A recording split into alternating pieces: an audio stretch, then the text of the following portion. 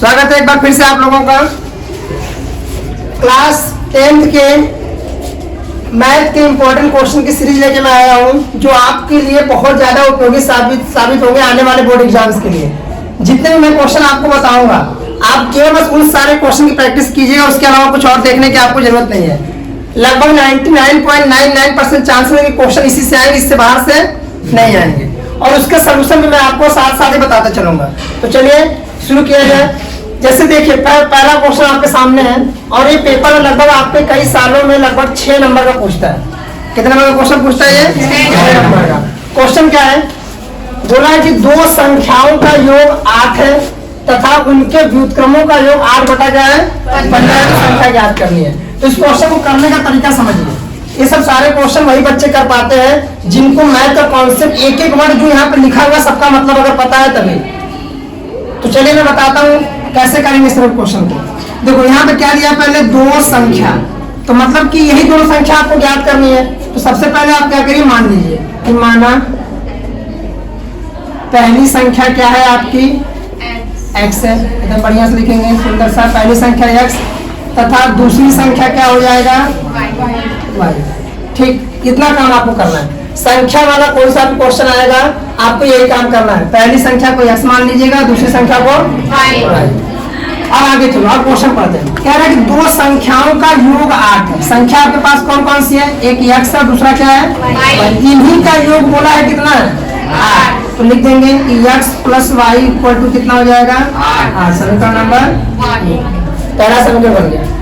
जो बोला है वही किया है, कुछ अपने मन से नहीं किया। उसने बोला कि दोनों संख्याओं का योग, योग मतलब होता है जोड़ना, और वो कितना होना चाहिए? 8। इनको जोड़ने की बात कर, दोनों संख्याओं को। दोनों संख्याएं कौन सी है? आपका एक x है, दूसरा क्या है? y। दोनों को जोड़ दिया। यहाँ तक ठीक है। आगे चलते हैं, क्योंकि इस चैप्टर जो क्वेश्चन है आपने दो वेरिएबल माना है, एक माना है x और एक y। तो दो चर राशि आपके पास है, अगर इसका मान निकालना है तो हमें दो समीकरण भी चाहिए। तो पहला समीकरण तो बन गया, दूसरा समीकरण बनाने के लिए आगे एक कंडीशन पड़ता है। कह रहा है उनके व्युत्क्रम, व्युत्क्रम का अर्थ होता है उल्टा। व्युत्क्रम का अर्थ क्या होता है? उल्टा। जैसे x है तो x को पलट दो, तो x का उल्टा क्या होगा?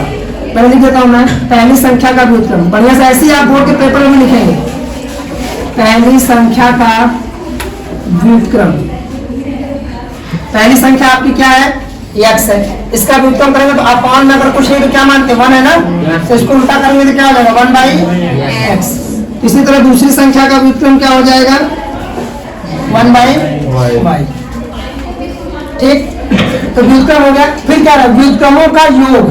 व्युत्क्रम का योग मतलब कि 1/x इसका प्लस 1/y इक्वल टू कितना है? 8/15। ठीक है, यही है ऐसे 8/15। ये बन गया आपका समीकरण नंबर।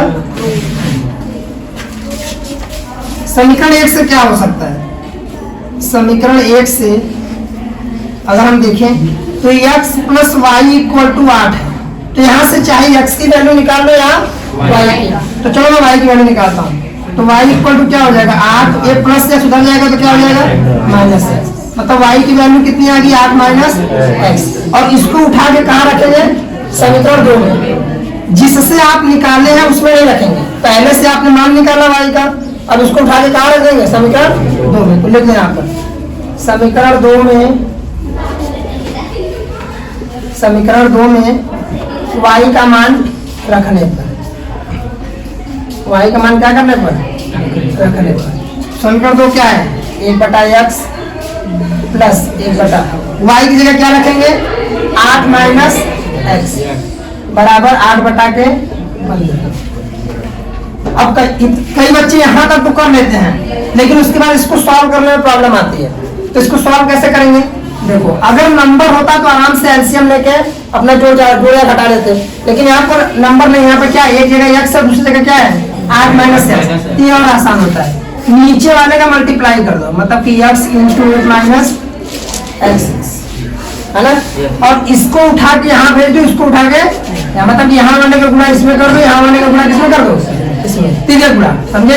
ये हो जाएगा 8 माइनस x प्लस x, क्योंकि 1 है तो 1 का गुणा करेंगे तो कोई फर्क पड़ेगा नहीं, है ना। बराबर 8/15। बोलो, समझ रहे? तो अब क्या हो जाएगा ये 8 minus x plus x upon इसका गुणा करो, एक्स का मल्टीप्लाई 8 में करेंगे कितना होगा 8x, फिर माइनस एक्स का मल्टीप्लाई एक्स में करेंगे कितना हो गया एक्स स्क्वायर इक्वल टू 8 बटा के देखो ये प्लस एक्स से माइनस एक्स, ये आराम से निकल लेंगे। बचा क्या 8 upon 8x minus x square equal to 8 बटा के। अब देखो ये 8 से 8 भी कट जाएगा आराम से, क्योंकि इधर वाला 8 इधर है, उधर वाला 8 उधर है, कट जाएगा। अभी क्या होती है गुणा, जब भी बीच में बराबर का चिन्ह हो, दो भिन्न हो, तो जो इनके बीच में जो गुणा होता है कैसा होता है, इधर वाले गुणा इधर होगा, इधर वाले का इधर। तो 15 का गुणा 1 में करेंगे तो कितना हो जाएगा 15, क्योंकि 8 कट के यहाँ 1 है कि नहीं। 15 का कितना हो गया 15, इधर कितना हो जाएगा 8x माइनस एक्स स्क्वायर।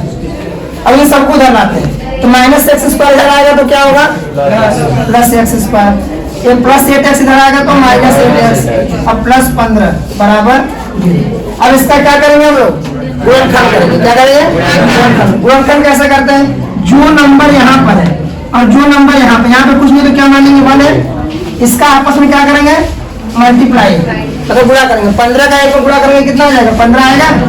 अब इस 15 को ऐसे दो भागों में तोड़ना है आपको कि गुणा करने में तो 15 है, लेकिन जोड़ने या घटाने में कितना मिलना चाहिए 8। तो देखो जरा कौन कौन सा संख्या होगा 5 और 3 या 3 और 5 जोड़ के 5 क्या कितना हुआ 15। अब 5 में 3 जोड़ेंगे तो हो जाएगा कि नहीं हो जाएगा, तो हो गया एक्स स्क्वायर माइनस इस 8 की जगह लिख देना 5 प्लस 3, जोड़ रहे हैं ना 5 plus 3 x plus 15 equal to 0। अब क्या होगा माइनस अंदर जाएगा माइनस 5x एक्स अंदर आ गया, फिर माइनस का मल्टीप्लाई प्लस में करेंगे तो माइनस 3x प्लस 15 बराबर 0। ठीक, यहाँ से कॉमन लेंगे x तो क्या हो जाएगा x माइनस 5, क्योंकि देखो यहाँ भी x यहाँ 2 x है, x स्क्वायर का मतलब कितना x है यहाँ पर 2x, तो एक x बाहर निकल गया तो एक x बचेगा, और यहाँ पर एक ही x है उसको बाहर निकालिए तो क्या बचा 5 बचा है ना, तो 5 को लिख दिए। और यहाँ से कॉमन क्या निकलेगा, ऐसी संख्या को ढूंढना है जो दोनों को काटे, तो 3 से ये भी कट जा रहा है और ये भी कट जाएगा, तो माइनस 3 कॉमन ले लेंगे तो x हो जाएगा। जब माइनस कॉमन लेते हैं तो अंदर का चिन्ह बदल जाता है, जो माइनस होगा वो प्लस हो जाएगा, जो प्लस होगा वो क्या हो जाएगा माइनस। अब 15 में 3 से भाग देंगे कितना हो जाएगा 5, तो आ गया आपका x माइनस 5 और x माइनस 3 इक्वल टू 0। यहाँ से x की कितनी वैल्यू है, 2 वैल्यू आई, x बराबर 3 और 5। ठीक, ये तो पहली संख्या निकला, पहली संख्या x है ना, तो x का मान 3 भी हो सकता है या 5 हो सकता है। ये दूसरी संख्या कितनी होगी, दूसरी संख्या के लिए आप वही यूज करिए, y इक्वल टू क्या था यहाँ पर 8 माइनस एक्स। अब यदि यह लिखना है, यदि x बराबर 3 रखते हैं, x बराबर क्या रखते हैं 3, तो y बराबर कितना होगा 8 माइनस 3 करेंगे कितना आ गया 5, मतलब कि x बराबर 3 रखने पर y का मान कितना आ रहा है 5। और यदि x बराबर क्या रखे 5 तो y बराबर कितना आएगा 8 माइनस 5 करेंगे कितना आ गया, तो ऐसे निकलेगा आपका पूरा संख्या, मतलब कि एक संख्या 3 है दूसरी संख्या क्या है 5 है। इसको आराम से नोट कर लीजिए। बढ़ते हैं अगले क्वेश्चन की तरफ। इस क्वेश्चन स्टाइल में क्वेश्चन आपने अगर देखे होंगे पेपर में तो कई बार पूछा हुआ, और ये भी कितने नंबर का है 6 नंबर का। क्वेश्चन क्या कह रहा है कि 2 क्रमागत धन पूर्णांक याद कीजिए जिनके वर्गों का योग कितना 365 है। तो देखो पहले यहाँ ध्यान समझो, क्रमागत मतलब क्या होता है क्रम से आने वाली संख्या, क्रमागत मतलब क्या होता है क्रम से आने वाली संख्या। और धन पूर्णांक बोला है तो दोनों संख्याएं कैसे होंगी धनात्मक होंगी, कैसे होंगी। तो चलो यहाँ भी मानते हैं। अब जब भी क्रमागत बोलेगा, जैसे हमको ये बताओ, मान लीजिए कि आपके पास 3 और 4 है, ये दोनों क्रम से आ रहे कि नहीं आ रहे, मतलब कि जो पहले संख्या थी उसमें जब एक जोड़ा तो अगली संख्या भी ना, मतलब कि 2 क्रमागत संख्याओं के बीच का अंतर सदैव कितना होता है 1 होता है, समझे कि नहीं। कभी भी आपसे कोई भी 2 क्रमागत संख्या पूछे, कोई भी 2 सीक्वेंस वाला नंबर ले लो, 11 12 9 10 4 5 6 7 कुछ भी, बस अंतर कितने का होना चाहिए 1 का होना चाहिए। अब मेरी बात चलो क्या मान लेते हैं कि माना पहली संख्या क्या हो जाएगी यहाँ पर x, और दूसरी संख्या बताओ आप लोग खुद ही, y नहीं मानेंगे, क्रमागत है ना। अगर 1 था तो 1 के बाद 2 आता था, कैसे आता था पिछले संख्या में 1 जोड़ देते थे, तो अगर पहली संख्या x है तो दूसरी संख्या क्या होगी x प्लस 1। समझे? इसमें y नहीं मानना है। क्रमागत वाले क्वेश्चन में आपको y नहीं मानना, याद रखिएगा। क्लियर है? समझ में आ रहा है ना? क्रमागत वाले में आपको y नहीं मानना है। जो माने रहोगे उसमें एक जोड़ के दूसरी संख्या मान लीजिएगा। अगर x मानोगे तो दूसरा क्या हो जाएगा? x plus 1। y मानोगे तो दूसरा क्या हो जाएगा? y plus. चलो ये तो हो गया। कह रहा है कि जिनके वर्गों का योग, इनका वर्ग, वर्ग मतलब क्या होता है? इनका क्या कर दें? स्क्वायर। योग मतलब क्या होता है? प्लस। इसका भी स्क्वायर कर दो। दोनों का वर्ग कर दिया, उसका योग कर दिया, वो किसके बराबर कह रहा है? वो 365। अब यहाँ पर चर राशि एक ही है, वेरिएबल कितने हैं? एक ही x है ना। एक समीकरण से काम हो जाएगा हम लोगों का। तो यहाँ x स्क्वायर, यहाँ पर क्या करोगे? a प्लस बी का क्या लगा दो? Whole square. क्या होता है? a square plus b square plus 2ab equal to 365। x square में x स्क्वायर जोड़ो, कितना है? 2x स्क्वायर आया, a plus 1, a plus 2x, ये प्लस 365। इधर में आओगे तो क्या हो जाएगा? माइनस 365 बराबर 0। तो 2x square plus 2x minus 365 में से एक गया, कितना बचा? 364। अब यहाँ से दो क्या करें? कॉमन ले लेते हैं, क्योंकि यहाँ भी दो है, यहाँ भी दो है, ये भी दो, इनका 2 से कट जाएगी। तो 2 कॉमन लोगे तो यहाँ बचेगा केवल x स्क्वायर, यहाँ बचेगा x, यहाँ 2 1 कम 2, भाग दे रहा हूँ मैं, 2 1 कम 2, 2 8 16, 2 गुना के बराबर 2, उधर जाके क्या हो जाएगा? 0 हो जाएगा। तो x square plus x minus 182 equal to 0। अब इसका गुणनखंड करना है। अब इसका गुणनखंड ऐसा करना है आपको कि जैसे 182 को मल्टीप्लाई 1 में करेंगे 182 आएगा।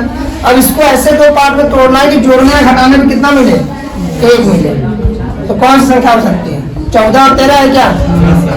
चलो x पर आप गुणन कर लीजिएगा, तो हो जाएगा 14 minus 13 x minus 182 equal to x square plus x का मल्टीप्लाई करेंगे 14x, ये माइनस का मल्टीप्लाई होगा माइनस 13x माइनस 182 बराबर। यहाँ से कॉमन क्या निकल सकता है? x कॉमन निकल जाएगा, क्या बचेगा? x plus 14। यहाँ से देखो पहले साइन कॉमन, यहाँ भी माइनस, यहाँ भी माइनस है, तो माइनस को भाग लिया और दोनों संख्याएं किससे कट रही हैं? 13 से। तो x प्लस 14 प्लस क्यों हुआ? क्योंकि माइनस कॉमन लेने के बाद अंदर के चिन्ह क्या होता है? x plus 14। एक आ गया x प्लस 14, दूसरा आ गया x माइनस 13 बराबर 0। ये प्लस वाले को छोड़ देना है, माइनस वाले को लेना है। यहाँ से हो गया x माइनस 13 इक्वल टू 0। तो x इक्वल टू कितना आ गया आपका? 13। और अगर इसको 0 के इक्वल करते हो, देखो ये 0 किया, x इक्वल टू कितना आ गया? माइनस 14 का मतलब क्या हो रहा है? ये ऋणात्मक आ रहा है ना, तो इसको छोड़ देंगे। आपको क्वेश्चन में क्या बोला है? धन बोला। तो पहली संख्या आपकी क्या आ गई? पहली संख्या कितने होगी? 13 होगा कि नहीं होगा? x का मान 13। और दूसरी संख्या क्या हो जाएगा? दूसरी संख्या आपका है x प्लस 1। यहाँ लिखोगे 13 प्लस 1 कितना आ गया? 14। ये हो गया आपका दूसरी संख्या। बढ़ते हैं अगले क्वेश्चन की तरफ। ये क्वेश्चन देखो किस टॉपिक का है? ये आपके मैथ के चैप्टर है, ये ऊंचाई और दूरी, उस टॉपिक का क्वेश्चन है। इस क्वेश्चन को भी करने के लिए सब कुछ आपके क्वेश्चन में बोला हुआ है, कुछ ज्यादा दिमाग नहीं लगाना है। जैसे जैसे बोलता जा रहा है वैसे वैसे क्या करिए? करते हुए चले जाइए। चलो आज आप शुरू करते हैं। कह रहा है कि 7 मीटर ऊंचे भवन के शिखर से, कोई एक भवन है, मैंने मान लिया ये हमारा भवन है। ये देखो भवन बना दिया मैंने। ये कितना मीटर ऊंचा है? 7 मीटर। भवन के शिखर से मतलब यहाँ से एक केबल टावर के शिखर का उन्नयन को, मान लीजिए टावर यहाँ पर है, ठीक है आपका टावर। तो यहाँ से खड़े होकर पहले देख रहे हैं हम लोग किसको? उसके शिखर को। टावर का शिखर यही है ना, है ना? ये टावर का शिखर का क्या बोला? उन्नयन को 7। उन्नयन को मतलब जब आंख आपका कहाँ देखे? ऊपर की ओर, और आंख नहीं, उसको बोलते हैं उन्नयन। हाँ, नीचे की ओर देखे तो क्या बोलते हैं उसको? ये सारे को आंख बनाता है। ऊपर देखे तो उन्नयन, नीचे देखो तो मध्य ऊपर की तरफ जा रहा है। तो कितना डिग्री बनाया है? 60 डिग्री। ठीक। और इसके पाद का मतलब यहीं से अब कहाँ देख रहा है? पाद मतलब पैर, यहाँ पर इसका अवनमन कोण कितना है? 45। मतलब यहाँ से नीचे की तरफ देखा। स्केल से आप ड्रॉ करोगे तो अच्छा बनेगा। ये और अनमन कोण हमें देखो जो भी कोण बनता है क्षैतिज रेखा से, इसके साथ नहीं बनाना, इसके साथ बना 45। ठीक, समझ गए? ये हो गया 60 डिग्री और ये क्या हो गया 45। अगर ये 45 है तो ये भी कितना होगा 45 डिग्री। एक अंतर अंतर कोण, ऐसे जेड भी बन रहा है, शीर्षक में कोई बोल सकते हो। और ये 60 है। मान लेना कि अगर ये 7 है तो ये भी कितना होगा 7 होगा कि नहीं होगा। और यहाँ से यहाँ तक की ऊंचाई मान लेना आप कितनी है h, कितना मानना है h।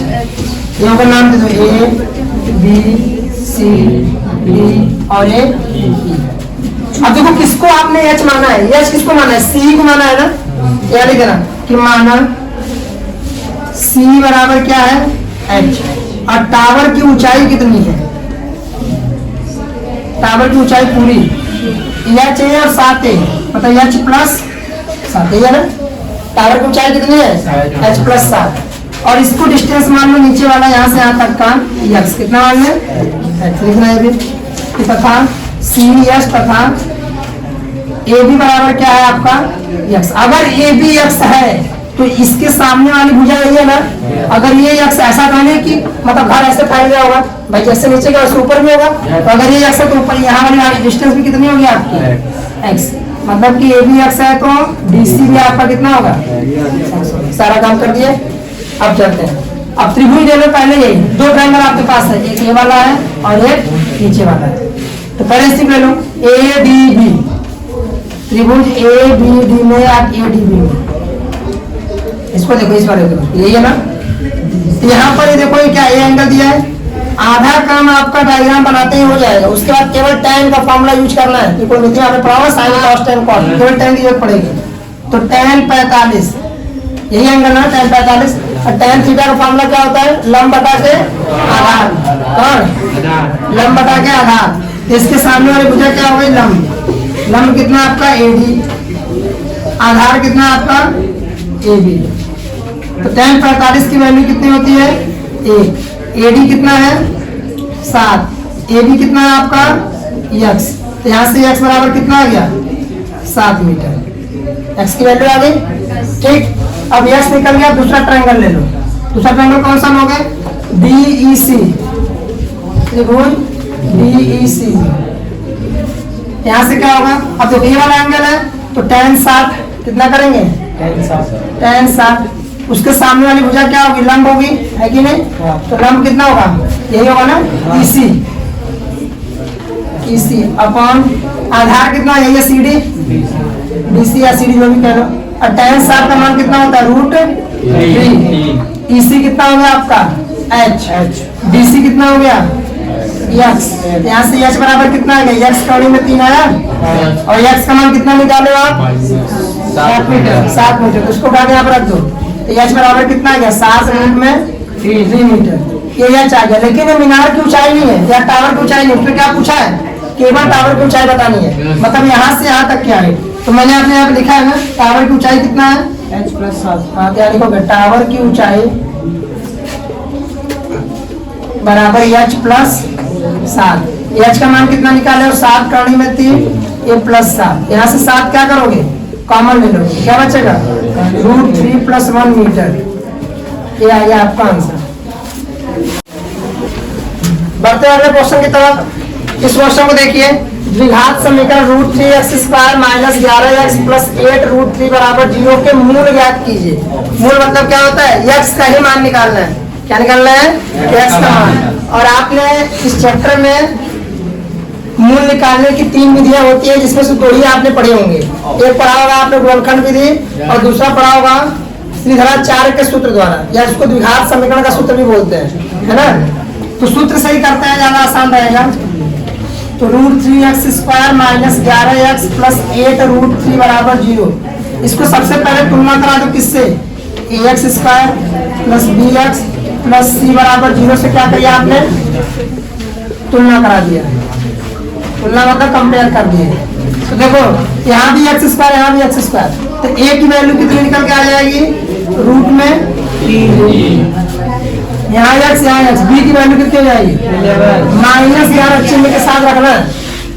b की वैल्यू कितनी हो जाएगी -11 और c की वैल्यू हो गई 8 कौड़ी में 3। ठीक, यस सर। अब सीधा चार सूत्र आप जानते हैं, सीधा चार सूत्र से, या इसी को बोलते हैं द्विघात सूत्र। ये क्या क्या होता है आपका, ये होता है x equal to minus B plus minus root में B square minus 4ac upon 2a। तो सबका एबीसी का मान निकाला आपने। रखिए b की वैल्यू कितनी है, -11, एक माइनस पहले से है, b की वैल्यू रखा मैंने -11 प्लस माइनस बी स्क्वायर, मतलब कि -11 का क्या करेंगे स्क्वायर, -4 इंटू ए की वैल्यू कितनी है √3, सी की वैल्यू कितनी है 8√3 अपॉन 2a, ए की वैल्यू √3। देखो ये माइनस माइनस क्या हो जाएगा, +11, माइनस का मल्टीप्लाई माइनस में करेंगे प्लस हो गया, +11 प्लस माइनस -11 का स्क्वायर करेंगे कितना आ जाएगा 121, 11 का स्क्वायर कितना होता है 121। और इधर देखो बाहर वाले का मल्टीप्लाई बाहर वाले के साथ, 8 चौक के कितना हो गया 32, और √3 का मल्टीप्लाई √3 से करेंगे तो कितना बचेगा 3 बचेगा, 3 तो 32 गुणे 3 कितना हो जाएगा 96 आएगा सर, सीधे लिख देना 96 अपॉन 2√3। ठीक, 11 प्लस माइनस ये कितना आएगा 25 आएगा, 196 जाएगा कितना आ जाएगा 25 अपॉन 2√3। अब प्लस माइनस का मतलब होता है कि एक बार प्लस लेना और एक बार माइनस। तो पहले बार और सॉल्व करो, 11 प्लस माइनस √25 मतलब कितना आएगा 5 आएगा अपॉन 2√3।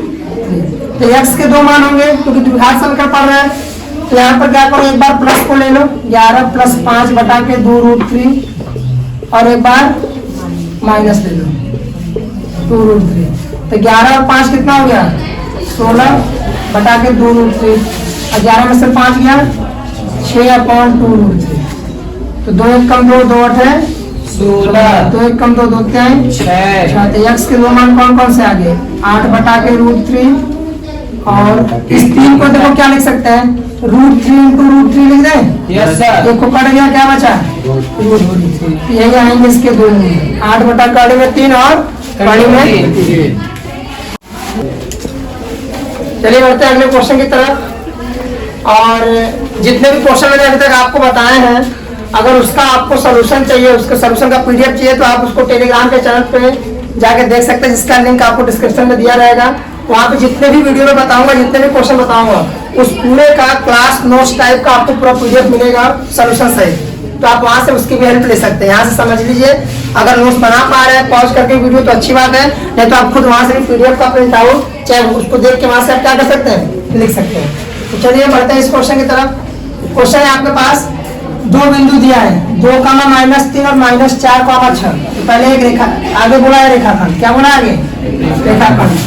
रेखा 2 बिंदुओं से मिलकर बनता है, एक पॉइंट ए और एक पॉइंट ये है आपका 2, -3, इसको मान लिया मैंने ए, और एक दूसरा मैंने मान लिया बी, तो -4, 6। रेखाखंड को एक संबंधित 2 के अनुपात में कौन सा विभाजन कर रहा है अंतर विभाजन।